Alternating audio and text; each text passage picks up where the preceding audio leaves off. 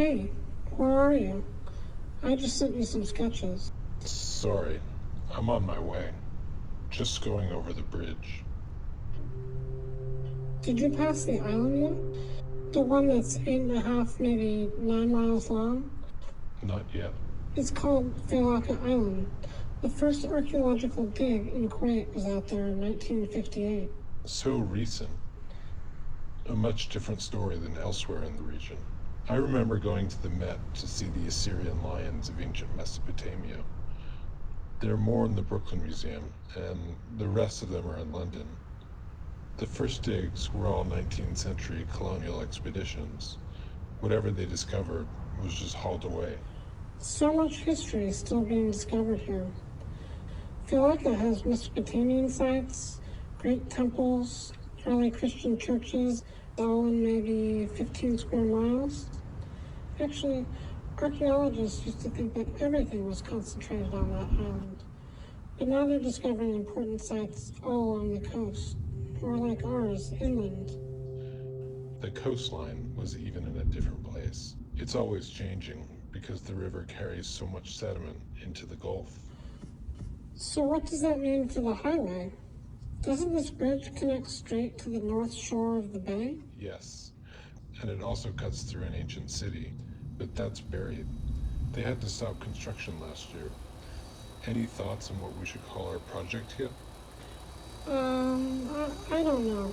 Like archaeology and infrastructure research center. Something that describes the building's purpose. Its other purpose is maybe protecting the future of the past. I like that. Where are you now? Still ahead of you, just getting off the bridge. Back on land after 30 miles floating above the water on a ribbon of highway. It's so far you can't see across, like driving straight into the middle of the ocean. Empty, full, flats. I was just saying that it's certainly not empty.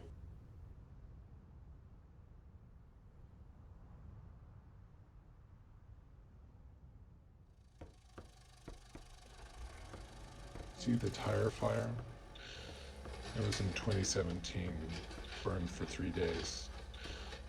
It's on the other side of Kuwait City, and you can see the smoke from across the bay. It's the biggest tire landfill in the world, like a second desert, but with much larger grains.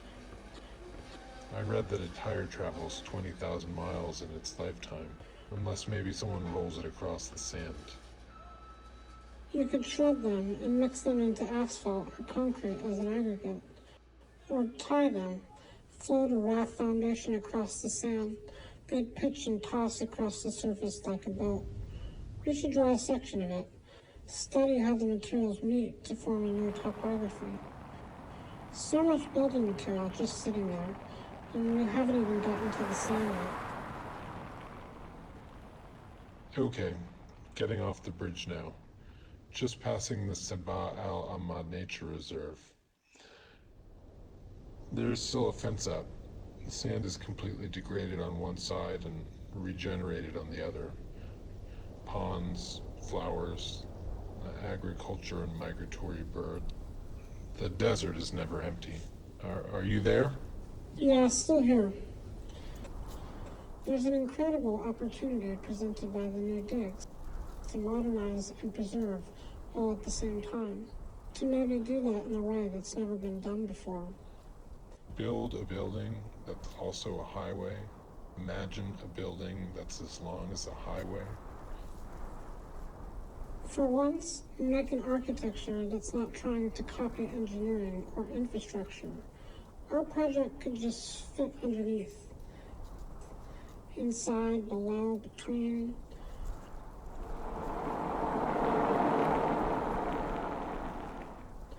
You could drive right over it, and you wouldn't even know it's there.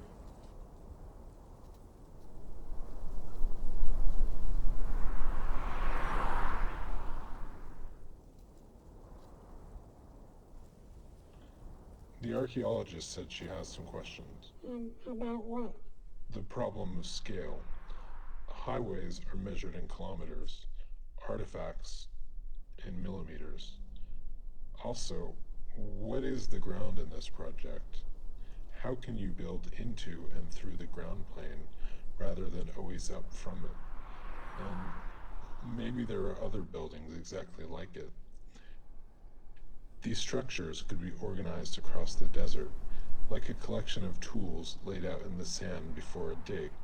Can we maybe get back to talking millimeters? Sure. I just meant that there are different kinds of tools for different purposes and in different disciplines. Engineering versus archaeology, or a bulldozer versus a trowel, maybe even a toothbrush. And the project needs someone who understands the challenges of building with sand, unstable structures more generally, working with grain size, angles of repose, etc. Yes, the challenge of combining infrastructure with architecture, building under a highway, more technical aspects like vibration. Is there a way to fix or stabilize sand without concrete so that the artifacts never move a millimeter? We need to talk with the civil engineer. I've also been thinking about what it means to put these objects on display. Can we just let people look down into the hole? The problem is the ground isn't safe. The ground isn't stable. There are erosion and climate concerns, but layered over culture and history. These artifacts have been there for 6,000 years, but we can't just leave them in the ground or they'll disappear.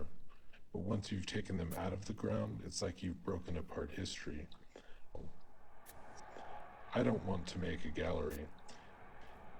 This isn't art to put on a pedestal. So you mean it's exhibition space? Versus workspace? Yes. How do you preserve artifacts on an active dig site? Sounds like there are going to be a lot of meetings between the curator and the engineer. So, how do we show our building? I just don't know how we're ever going to draw a plan of this thing.